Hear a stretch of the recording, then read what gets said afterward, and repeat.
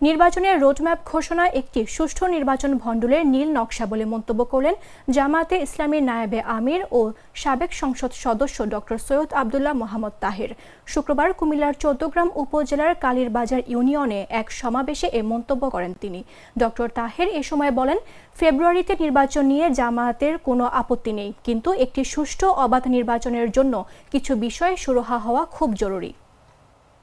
গতকালের যে পথ নকশা দিয়েছে, আমরা মনে করি এটা এই নির্বাচনের পথ নকশা একটি সুষ্ঠু নির্বাচন ভণ্ডুল করার জন্য একটি নীল নকশা।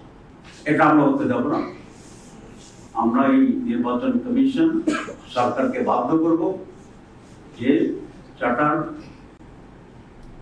রিফর্ম চার্টার মাধ্যমে পিআরের মাধ্যমে আগামী নির্বাচন হতে হবে এবং সেটা বাধ্যকর হবে ইনশাআল্লাহ। আমি আরেকটি বিষয়ে কথা বলতে চাই, সেটা হচ্ছে নির্বাচন কমিশন আনফরচুনেটলি বাংলাদেশে সকল সময় একটি দলীয় দাস হিসাবে কাজ করেছে, যেটি সমস্যার অন্যতম হচ্ছে। তারা শুধু অন্যায় কথা বলছে।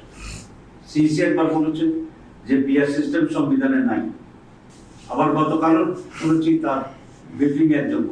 আসলে আমি আশা করি যে ওনারা সংবিধান সম্পর্কে ধারণা রাখেন। সংবিধানে নির্বাচন করার কথা বলা হয়েছে, কিন্তু কোন পদ্ধতিতে করা হবে এটা কিন্তু বলা হবে। সুতরাং আজকে দুটো পদ্ধতির প্রস্তাব, একটি আগের ট্রেডিশনাল যে পদ্ধতি কনস্টিটিউয়েন্সি ওয়াইজ, আর আমরা নতুন বলেছি পিআর সিস্টেম।